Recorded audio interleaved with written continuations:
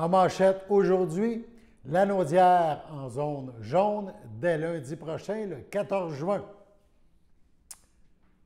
Bonjour à tous et bienvenue à votre bulletin d'information sur les ondes de CTRB, votre télévision locale et régionale, en ce 8 juin.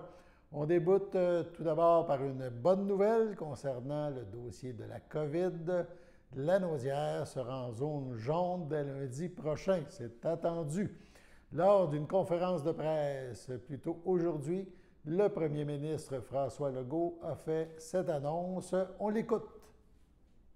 Donc, évidemment, puisque la situation va bien, on continue notre plan de déconfinement. Donc, comme prévu, vendredi cette semaine, le 11 juin, les bars vont pouvoir ouvrir leurs terrasses. Et comme prévu, lundi prochain, le 14 juin, tout le Québec va être soit en jaune, soit en vert. Donc, on avait déjà en jaune le Saguenay-Lac-Saint-Jean, la Mauricie, le centre du Québec et l'est du Bas-Saint-Laurent. On ajoute Montréal, Capitale-Nationale, Laval, Montérégie, Laurentides, Lanaudière, Estrie, Outaouais et tout le Bas-Saint-Laurent. Donc, toutes ces régions vont être en jaune. Ça veut dire quoi? Ça veut dire qu'enfin, à partir de lundi prochain, on va pouvoir rencontrer dans une maison les personnes qui habitent dans une autre résidence. On va pouvoir aussi recommencer les sports en équipe à l'extérieur. Et les bars, à partir de lundi, donc, vont pouvoir rouvrir, incluant à l'intérieur. Autre chose qu'on a annoncé hier rapidement avec la canicule, la santé publique a accepté que les enfants dans les écoles puissent ne pas porter de masque dans les classes. Par contre, c'est important de le préciser, dans les espaces communs et dans les autobus scolaires, il faut continuer de porter le masque. Bon, maintenant, gros sujet dont on a beaucoup parlé au cours des dernières semaines, les balles. Donc, ce qu'on propose, c'est de dire, bon, d'abord, la remise des diplômes avec les parents va pouvoir se faire en respectant les consignes de distanciation dans les écoles, même en dehors des heures régulières. Pour ce qui est du bal comme tel, le party, ce qu'on a convenu avec la santé publique, c'est de dire la majorité des jeunes devraient avoir reçu une dose d'ici le 24 juin. Bon, comme on l'a souvent dit, ça prend 2 semaines pour avoir plein effet. Donc, à partir du 8 juillet, on pourrait avoir des balles à l'extérieur, mais avec des chapiteaux, puis des vraies balles. Ça veut dire rapprochement de toutes sortes permis. Donc, bon bal à partir du 8 juin. On peut maintenant voir la carte avec le changement de couleur à l'écran. Donc, c'est quand même encourageant. On rappelle les grandes lignes de ce changement, de ce passage au jaune. Rassemblement dans les domiciles privés, c'est limité aux occupants de 2 résidences différentes à l'intérieur. C'est permis sur les terrains privés, les balcons pour un maximum de 8 personnes ou pour les occupants de 2 résidences différentes à l'extérieur. Dans les lieux publics, restaurants ouverts, les occupants de 2 résidences privées peuvent partager la même table. Bars ouverts sous certaines conditions, lieux récréatifs ou touristiques ouverts. Milieux scolaires ouverts. Sport et loisirs à l'intérieur, 12 personnes au maximum avec supervision. À l'extérieur, 12 personnes maximum avec contact de courte durée. Et à compter du 11 juin prochain, les activités extérieures supervisées seront permises en groupe allant jusqu'à 25 personnes. Les déplacements interrégionaux peuvent également reprendre. De plus, mentionnons qu'en date d'hier, la région de Lanaudière avait atteint un taux de vaccination de 76,7 %. Donc, 76 % des personnes de 12 ans et plus pour la première dose des vaccins. Donc, ça se déroule rondement. On espère que ça se poursuive et que les bonnes nouvelles s'enchaînent à ce niveau. Berthierville vous informe maintenant, le 7 juin, c'était la séance du conseil municipal qui s'est tenue à huis clos à l'Hôtel de Ville de Berthierville. Nous revenons sur cette séance avec la mairesse de Berthierville, Suzanne Nantel, qui nous parle entre autres du rapport du maire, comme on fait à chaque année, et des séances extraordinaires que le conseil municipal a tenues. On écoute Mme Nantel. Alors, lors du mois de mai, nous avons tenu 2 séances extraordinaires, soit le 6 et le 25 mai. Alors, lors de la séance du 6 mai, nous avons autorisé l'embauche de 2 monitrices pour le camp de jour suite à des désistements, soit Mme Camille Roch et Mme Jeanne Ouimette, en plus de changer le titre d'emploi de Mme Valérie Loyer comme monitrice au lieu d'accompagnatrice. Et nous avons de plus, lors de cette séance extraordinaire, adopté le règlement 960 sur la gestion contractuelle, règlement qui modifie les règles de passation et de gestion des contrats. Comme dernier élément de cette séance, nous avons aussi adopté le règlement 956, décrétant un emprunt de 1 203 361 $ pour la construction d'un nouveau centre communautaire. Quant à la séance extraordinaire du 25 mai, elle avait pour objet l'octroi du contrat pour la construction du centre communautaire auprès des entreprises Baillargeon et Coulombe incorporées au montant de 972 512, incluant les taxes telles que détaillées au devis. En séance de juin, j'ai présenté le rapport de la mairesse sur les faits saillants du rapport financier de notre ville. Ce rapport fait suite aux dispositions de l'article 105.2.2 de la loi sur les cités et villes. Il reflète l'aspect financier par le vérificateur externe pour l'année se terminant le 31 décembre 2020, tel que vérifié par la firme Michaud-Clément Incorporée. Je vous résume les points saillants de mon rapport, dont le fait que l'exercice financier 2020 s'est soldé par un excédent de 1 230 787 $. Les charges totales se sont élevées à 8,7 millions de $, dont 2 315 655 $ pour des investissements à long terme et 4,1 millions pour des frais incontournables comme les quotes-parts à la MRC de Dautré, la Sûreté du Québec, la gestion des matières résiduelles, la gestion de la dette et du fonds de roulement et la rémunération des employés et des élus municipaux. En 2020, la Ville a réalisé entre autres les travaux de réfection majeure d'infrastructure de la rue de Lévis et une section de la rue de Vaudreuil, travaux complétés en 2021 par le pavage de la 2e couche. Des travaux de reconstruction d'une section de la conduite de refoulement du poste de pompage Gervais passant sous l'autoroute 40 ont aussi été exécutés. Certains autres travaux ont été réalisés à l'usine de traitement de l'eau potable ainsi que le remplacement de certains équipements nécessaires au traitement de l'eau. De plus, le dôme du garage municipal a été reconstruit. Nous avons aussi procédé à l'aménagement d'une aire de jeu d'eau à proximité de la piscine municipale. Au niveau de l'excédent, des réserves financières et des fonds réservés au 31 décembre 2020 pour l'excédent accumulé qui se chiffrait à 4,5 millions de $, et au niveau de l'endettement à 14 066 300 $, avec un montant de 2,7 millions de $ à recevoir du gouvernement du Québec. Le rapport de l'auditeur externe démontre que la Ville est en bonne situation financière au 31 décembre 2020. Mon rapport complet peut être consulté sur le site web de la Ville. Pour les élections municipales du 7 novembre 2021, nous avons par résolution permis à toute personne qui est inscrite comme électrice ou électeur sur la liste électorale et qui est âgée de 70 ans et plus le jour fixé du scrutin, qu'elle puisse voter par correspondance pour l'élection et pour les recommencements qui pourraient en découler si elle en fait la demande. Nous transmettons donc cette résolution à la ministre des Affaires municipales et de l'Habitation, ainsi qu'au directeur général des élections. Maintenant, prenant en considération qu'en 2022, nous fêterons le 350e anniversaire de constitution de notre ville, que l'auteur, M. Claude Sauvageau, est à écrire un livre qui sera intitulé « 350 ans dans la vie des Berthelets ». Nous avons donc autorisé un déboursé de 1 000 $ à titre de participation à la publication de ce livre.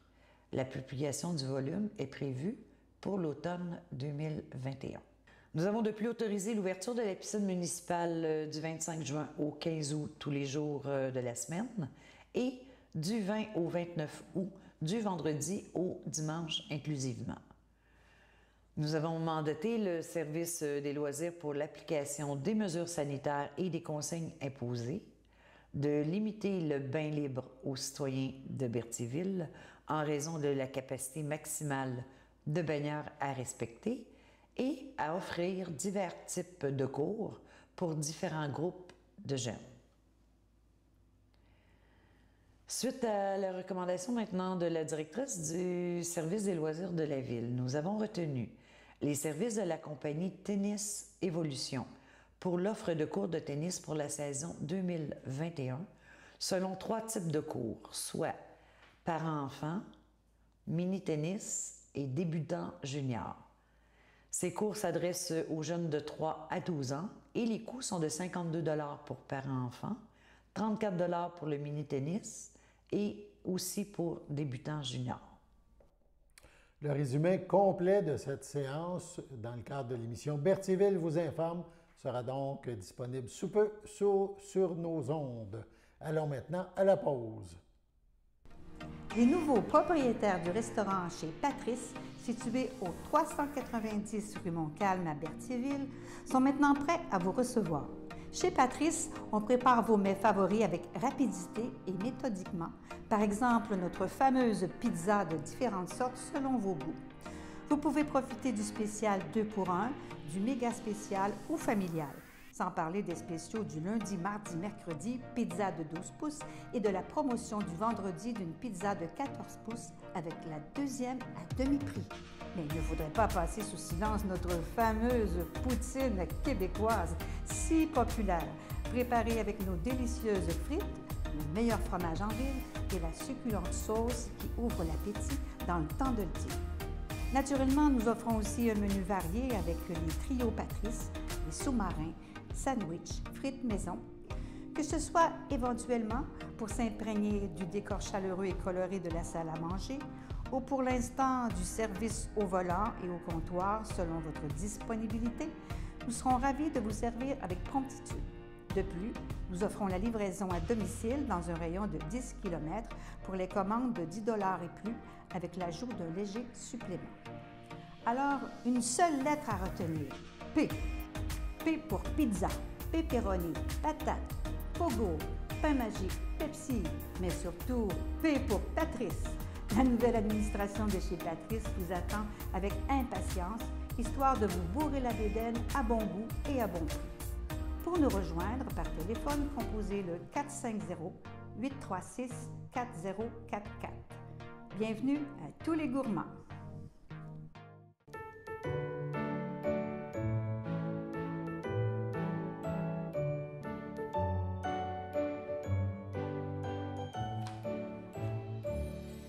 Les anniversaires aujourd'hui, tout d'abord la FADOC de l'Île-du-Port souhaite bonne fête à Richard Guertin.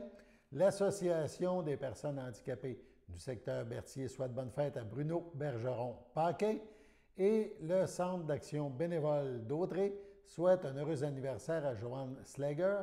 Si c'est votre anniversaire aujourd'hui, toute l'équipe de CTRB se joint à moi et vous souhaite bonne fête. On poursuit maintenant avec un communiqué lié à une grève, communiqué officiel de l'Alliance du personnel professionnel et technique de la santé et des services sociaux, l'APTS. L'Alliance du personnel professionnel et technique de la santé et des services sociaux a tenu une grève hier et aujourd'hui, 7 et 8 juin. Il y aura également 2 autres journées, soit le 21 et 22 juin prochain. Voici donc le communiqué de l'APTS avec donc une partie de leurs revendications. Benoît Audet, vice-président de l'APTS, déclare « Ce n'est pas de gaieté de cœur que nous annonçons ces 4 journées de grève générale, mais nous sommes obligés d'y recourir pour faire entendre raison au gouvernement Legault qui s'entête à ignorer les problèmes vécus par le personnel professionnel et technique du réseau. Ce n'est pas seulement pour obtenir des conditions de travail décentes et la reconnaissance de l'expertise de nos membres que nous faisons cette grève, c'est aussi pour défendre des services publics de qualité pour l'ensemble de la population du Québec. » Il ajoute « Notre patience a elle aussi atteint ses limites. Le premier ministre Legault et la présidente du Conseil du Trésor sont responsables de cette détérioration du climat de travail dans les établissements. » L'APTS déplore que l'intensification des négociations annoncées en grande pompe par le premier ministre le 2 mai dernier ne se soit toujours pas concrétisée. Le gouvernement n'a fait aucun mouvement à la table, a-t-il dit, à la table de négociation, a-t-il dit, pour indiquer sa volonté réelle d'en arriver à une entente à court terme. Donc, voici quelques images donc, qui ont un lien avec cet événement. Est-ce qu'on les a? «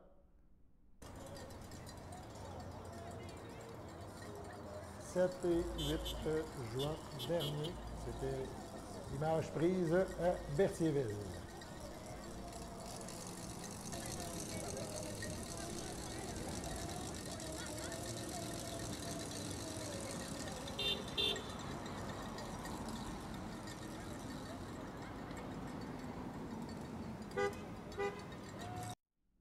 On poursuit le réseau des coopérations des entreprises d'économie sociale en aide à domicile, le EESAD. On a beaucoup de résumés avec des lettres. Demande au gouvernement d'enfin entamer les travaux d'un chantier national pour effectuer un virage vers le soutien à domicile au Québec. J. Benoît Caron, directeur général du réseau de coopération des SAD, déclare qu'il faut poser collectivement un geste rassembleur et fondeur. Tous les Québécois et Québécoises constatent désormais l'inaccessibilité du soutien à domicile. Ce constat saute aux yeux après un an de crise sanitaire et grâce à l'engagement de personnalités telles qu'Annie Soleil Proto. Les données de la RAMQ indiquent que les personnes éligibles au maximum de l'aide disponible n'utilisent pourtant en moyenne qu'1 heure et quart de service par semaine. C'est l'équivalent d'une visite tous les 15 jours et ce chiffre est en constante diminution. Le directeur général ajoute « Nos études démontrent que les programmes actuels ne permettent pas aux personnes en perte d'autonomie d'avoir accès à des services adéquats de soutien à domicile. Faute de quoi, elles se tournent vers l'hébergement alors que leur État ne l'exige pas. Pourtant, les montants qu'il conviendrait d'ajouter pour rendre le programme efficace sont dérisoires par rapport à ce que coûte l'hébergement. Tout le monde est perdant, se désole M. Caron. Le réseau de coopération des EESAD réclame donc un chantier national pour opérer ce virage vers le soutien à domicile et entame les démarches pour déposer une pétition à l'Assemblée nationale. Il faut que le gouvernement donne suite aux recommandations du mémoire de réflexion « Chez moi, c'est moi pour la vie », selon M. Caron, qui conclut « Nous devons refuser la fatalité du déménagement et de la marchandisation de la prise en charge des aînés. Un modèle fondé sur la dignité et l'humanité est possible. Tout le monde est concerné et doit pouvoir choisir où il veut vieillir. Le réseau de coopération des EESAD est prêt à relever le défi et il déclare son engagement. Allons maintenant à la pause. Le samedi matin, dès 9h30, nos téléspectateurs sont invités au Super Bingo télévisé diffusé de nos studios de Berthierville. Depuis maintenant une vingtaine d'années, plusieurs adeptes de la télévision régionale se sont partagés un montant de 600 $ disponible chaque semaine lors de cette joute de bingo télévisé. Un animateur et 3 bénévoles se succèdent à la caméra dans le but de vous faire passer une petite heure agréable et payante le samedi matin. On peut se procurer les cartes de jeu chez les dépositaires autorisés participants c'est-à-dire à Berthierville, le dépanneur Formule 1 rue Gilles Villeneuve, le marché IGA Extra sur la rue Gabrielle-Brissette, le marché Métro rue Notre-Dame, la pharmacie Proxime rue Frontenac, le garage Pétroté sur la rue Gilles Villeneuve et à Saint-Ignace-de-Loyola, le marché Aldo rang Saint-Michel, le dépanneur Le Magasin Esso sur le chemin de la Traverse. C'est un rendez-vous tous les samedis matins à 9h30 sur les ondes de CTRB, votre télévision régionale et communautaire. Sachez que vous pouvez nous faire part de vos commentaires, soit pour une annonce gratuite sur notre babillard ou toute autre suggestion en nous rejoignant par téléphone au 450-836-5103, 450-836-5103, ou bien par courriel tvcberthierville@hotmail.com, sur Facebook en écrivant Facebook CTRB. Et surtout, n'hésitez pas à visiter notre chaîne YouTube afin d'y retrouver une grande partie de notre programmation sur YouTube CTRB. Les émissions sont classées par catégorie, vous permettant de chercher moins longtemps. Vous pouvez aussi cliquer sur le rectangle rouge « S'abonner » pour être à l'affût des dernières émissions enregistrées.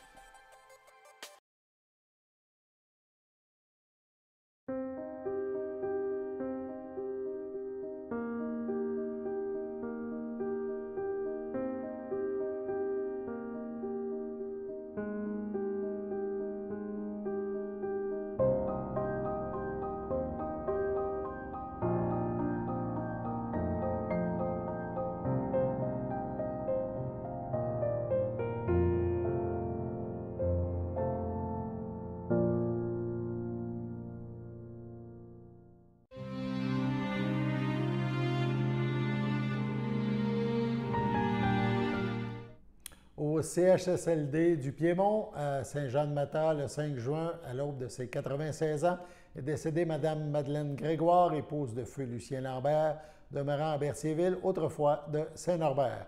Elle laisse dans le deuil ses enfants, Marcel Lambert, Suzanne Bellumeur, Hélène Lambert, feu Daniel Richer, Aline Lambert, Jeanne Kuwabara, ses petites-filles, Lucie, Bruno Benoît, Valérie, Sophie, Kevin Giroux, Midori, ses arrière-petits-fils, Zachary, Victor et Laurent, ainsi que plusieurs neveux, nièces, autres parents et amis. Ses enfants tiennent à souligner et à remercier le docteur Bernard Turcotte, en plus de tout le personnel du CLSC Berthier et de la Villa Royale de Berthier, ainsi que le personnel du Centre de soins palliatifs du Piémont pour les bons soins prodigués à leur mère. La famille accueillera parents et amis le 14 juin au complexe de Berthierville, donc le complexe Thériault, 741 rue Notre-Dame. Une cérémonie aura lieu en la chapelle du complexe à 14h30. Veuillez noter que le nombre de personnes autorisées à la chapelle peut dépendre du palier de couleur de la région. Donc, à suivre sur le site web du funérarium Thériault, pardon. Mme Grégoire sera inhumée au cimetière de Saint-Norbert. Au CHDL de Saint-Charles-Borromée, le 3 juin à 90 ans, est décédé M. Denis Fafard, époux de Jeanne d'Arc Bellumeur, demeurant à Saint-Cuthbert. Il laisse dans le deuil ses enfants, Daniel Fafard, Sylvie Portelance, Christian Fafard, José Duhem, Feu Jocelyn Fafard, Catherine Brault, ses petits-enfants, Isabelle, Vincent, Félix et Jacob, ses arrière-petits-enfants, Juliane, Delphine, Will, ses frères, sœurs, beaux-frères, belles-sœurs, Madeleine Fafard, feu Rémy Boyer, Jean-Paul Fafard, Marie-Ange Judeau, Robert Fafard, Denise Gauthier, Gérald Fafard, Hélène Paquet, Yvon Fafard, feu Claudette Lisotte, Marcel Fafard, Gérard Dufour, René Fafard, Micheline Jacques, Claudette Fafard, Pierre Asselin, feu Émérand Bellumeur, Juliette Legris, feu Gérard Bellumeur, Marie-Claire Bourgie, Marcel Bellumeur, feu Thérèse Coulombe, feu Lucien Bellumeur, Ruth Vadnet, Madeleine Bellumeur, Clément Rémillard, ainsi que plusieurs neveux, nièces, autres parents et amis. En raison de circonstances actuelles, les rituels funéraires auront lieu dans l'intimité de la famille à une date ultérieure. Au nom de CTRB et de son personnel, nous souhaitons nos plus sincères sympathies aux familles éprouvées. Passons maintenant à la météo.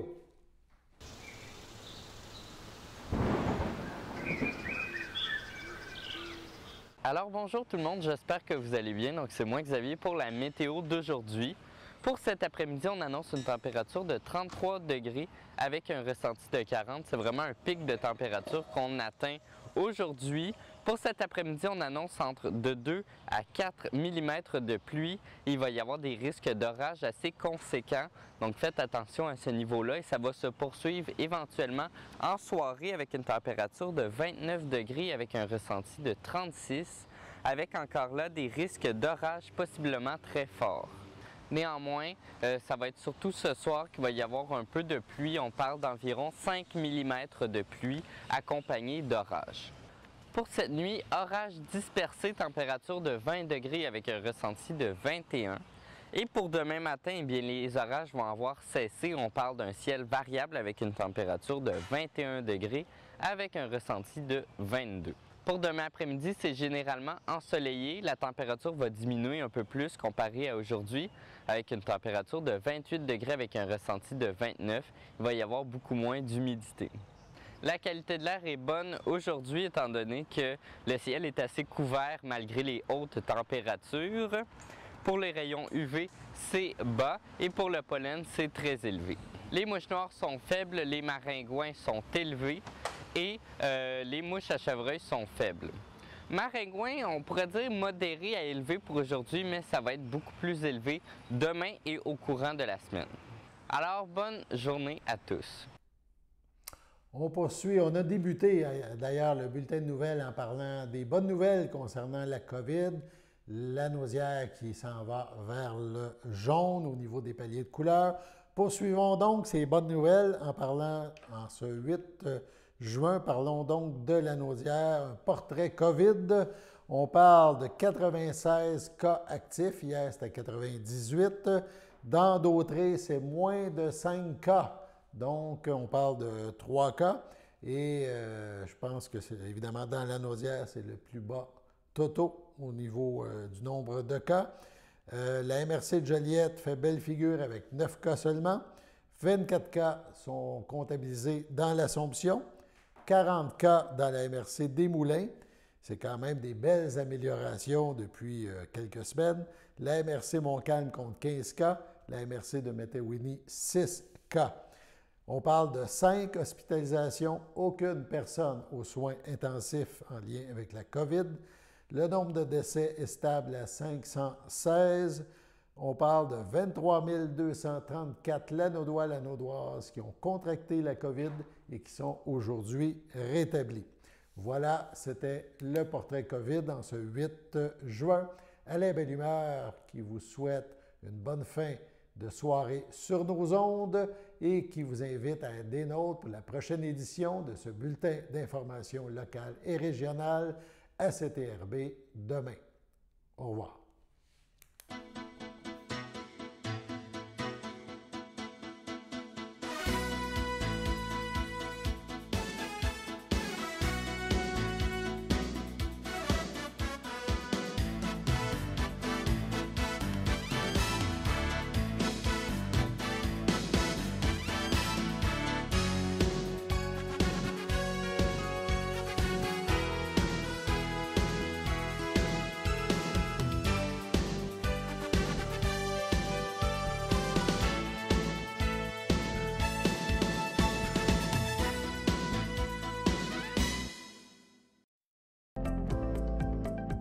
Les télévisions communautaires autonomes du Québec, ce sont les télévisions les plus importantes parce qu'elles sont proches de la communauté. On veut encourager des gens qui parlent de ce qui nous intéresse, mais aussi qui participent au développement local. Mais c'est fini le temps là, où on allait lire une affaire qui a été écrite avant hier au bout du monde. Non! Tu veux savoir ce qui se passe chez vous?